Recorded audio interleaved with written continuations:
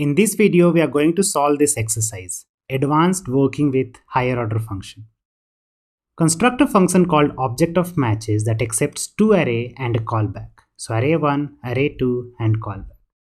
Object of matches will build an object and return it. So it needs to build an object and return it.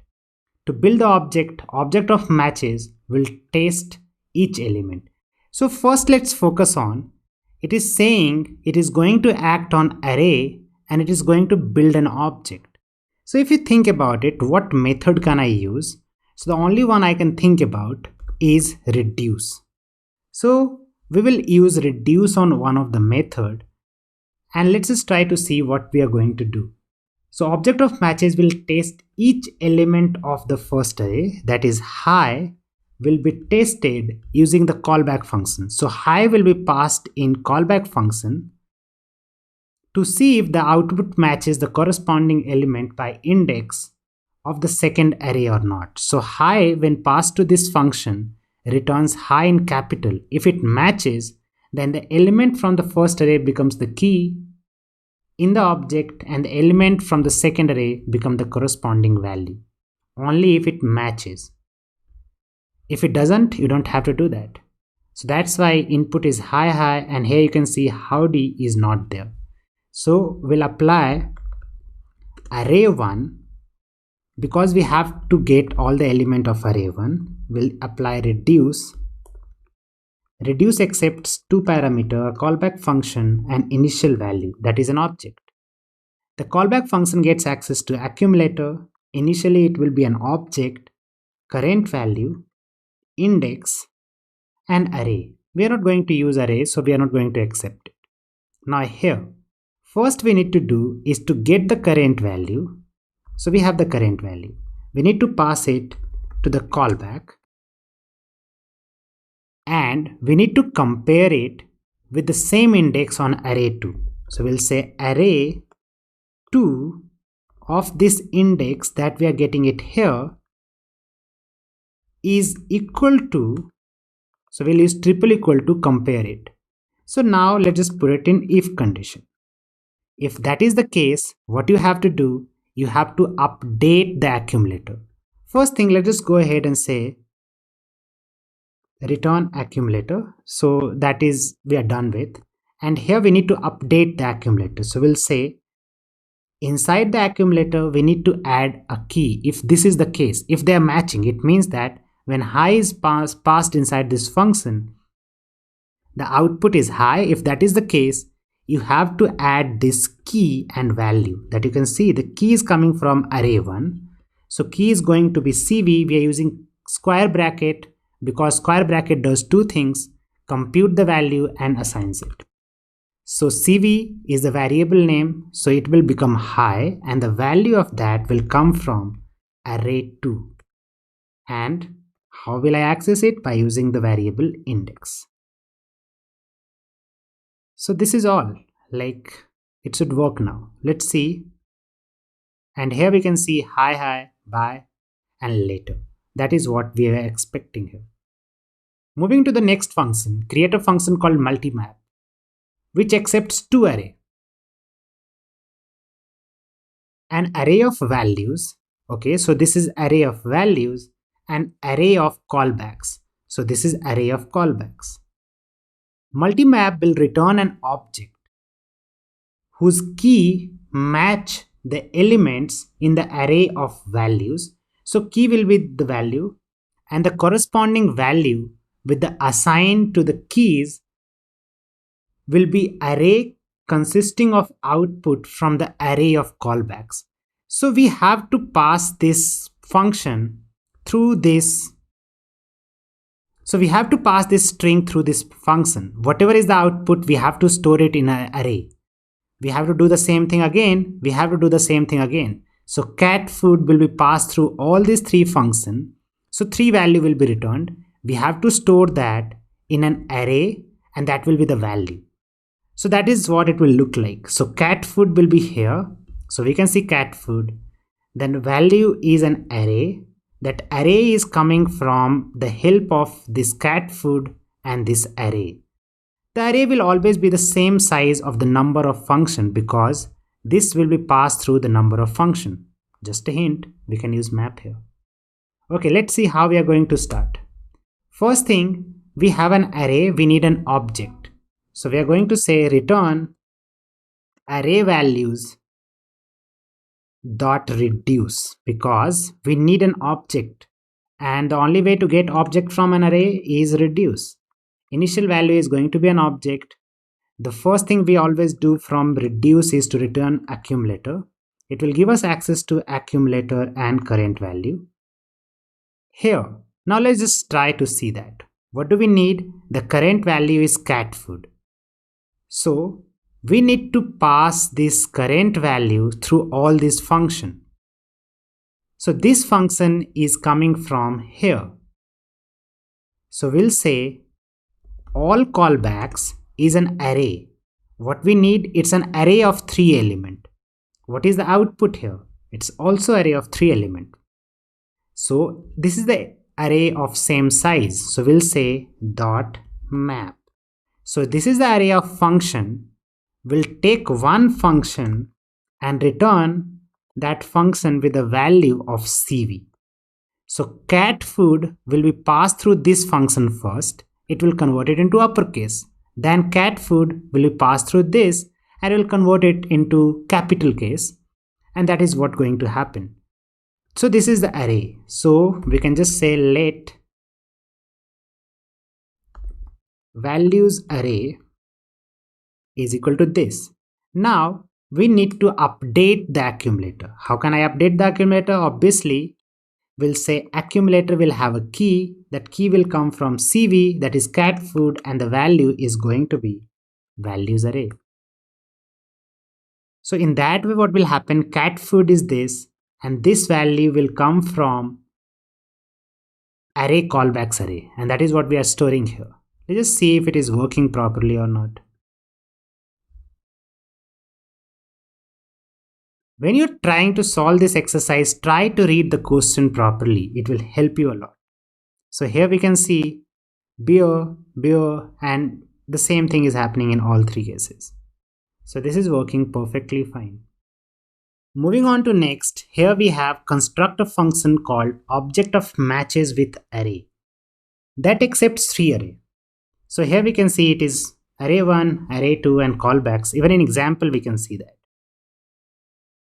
First 2 array is going to be of the same length. Third array is a collection of functions. Object of matches with array will build an object and return it. So it needs to return an object. So what is the first thing we are going to do? We are going to say array1 dot reduce because the way to return an object is using reduce. Initial value will be object. This callback will have access to accumulator, current value, and we'll see what else we need. To build the object, okay, so we have to build the object now. So here, the first thing we should do is to return an accumulator, and we have to build the object now. We will test each element of first array. So each element of first array that we are getting through CV, through all the function in third array. So third array is callbacks here, one after another. The output of one function will become the input of next function. So the first value here is high. It will pass through this function, so it will convert it into uppercase. Then it will pass through this function, it will convert it into capital case.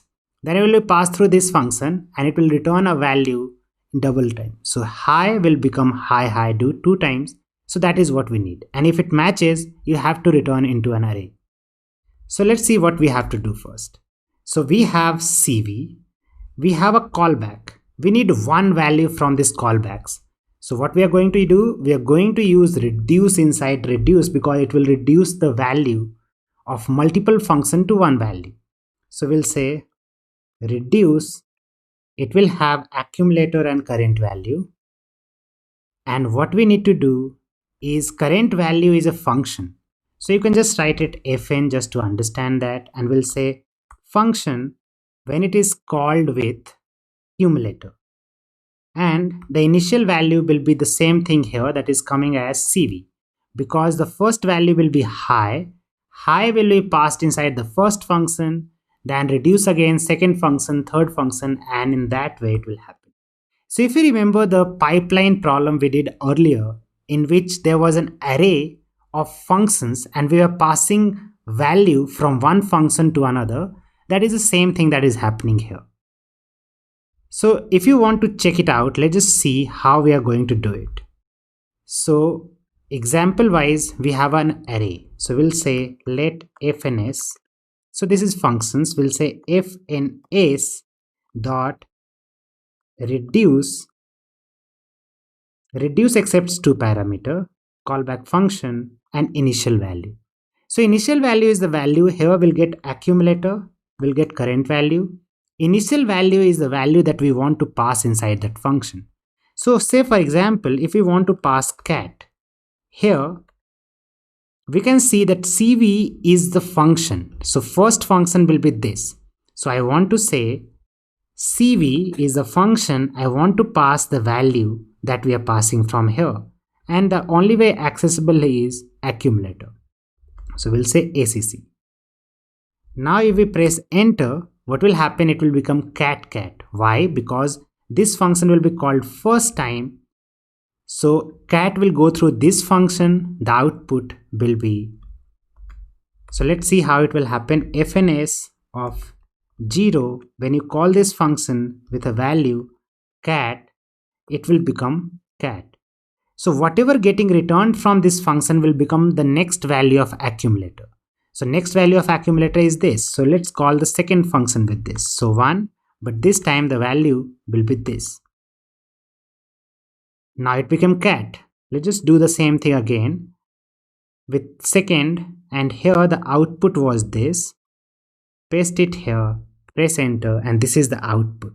So doing it 3 times here using reduce is much more easier. So that is what we are doing it here. So callbacks.reduce, this will become the value, and what we need to do, so we'll just say value is equal to this. Now if we need to compare it, we need to see this index and this index is whatever value I'm getting from here is same as this or not. If it is, then we have to do that. So we'll get the index from here. We'll say that the value that I'm getting from the reduce should be equal to array2 of the index that I'm looking at. If that is the case, then you have to update accumulator. The key, if you look at here, is the first value coming from here, and that is accessible through cv. And the value will be the value coming from here. So it will be array2 of index. That's all. Now let's go ahead and try logging this. Here we can see hi, howdy. Otherwise, other things are filtered here. So let's move on to the next function, that is object with array values. Construct a function that accepts 2 array. First array will be an array of any value and second will be array of functions. To build the object, we'll pass each value of first array through all the function in second array one after another. In the final object, the key will be the value. Say for example hi, and the value will be an array returned from each function. So you pass hi through this, you hi from this, and whatever getting returned will be going there. So here we have only 2 array. So here we have only 2 values, array1 and callbacks. First thing we need to do is to return. We are going to use reduce because it needs an array. So we'll say array1 dot reduce, and here it will get access to accumulator, current value, index. It's a callback function, and initial value will be empty object. Here the first thing we are going to do is to return accumulator, and here the first thing we'll do is to pass this value, that is cv, through all of it. So we'll say callbacks we know that the size we need is whatever is the length of this is the length of this one. So that is all we need. We have already solved a very similar problem on top like this. So we'll say map, and here we'll get one function. We just need to pass that function with the value of CV. Whatever getting returned will be the value of accumulator. So we'll say accumulator, we need to add a key of CV and the value will be this one. So let's just go ahead, copy this, refresh it here, paste it, and here we can see hi has a value hi going through 3 different functions. Let's move on to the next one. So here we have 3 functions: say hi, say hello, say hey. Create a function called schedule which accepts 2 arguments and an array of function like this. And so which accepts 2 arguments, an array of function and an array of seconds like this. Both array will be of same length. If that's not the case, alert a message saying invalid type. Okay. So let's go ahead and create this function. First, we are going to get first array, that is callbacks, and second one is all times. So here, first thing we are going to check is callbacks dot length is, if it is not equal to all times dot length, then you have to alert a message. So first thing you have to do is to return. You don't have to go ahead. So just return, alert a message, and we'll say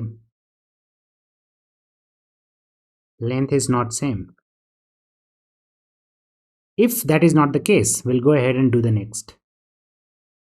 So here the function schedule will execute the function at first index after the value of index in second array. So it means that say hi will be executed after 1 second, and so on and so forth. So here we need to execute the function. How we are going to do that is we can just do any kind of loop here. For each is good enough. So we'll say callbacks dot for each, and here we'll get one function. We just have to schedule it using set timeout. For each also gives us the index. So using that, we will be able to get the time. So I'll get index, and here it will accept a callback function. And callback function is the function that we are getting here that we have to call. That is fn followed by the time. The time will be I, and it is coming from all times. I'll get the index and will multiply it with 1000. Why? Because the time is in second. We just have to multiply it in millisecond. Because here it is written seconds. So this is what we will do. That's all. I think it will work. Let's go ahead and test it out. Refresh it, press enter. We can see the message hi, hello, and hey. After 3 interval of time, that is 2 seconds, 3 seconds, and 4 seconds. So in this way, we completed this exercise.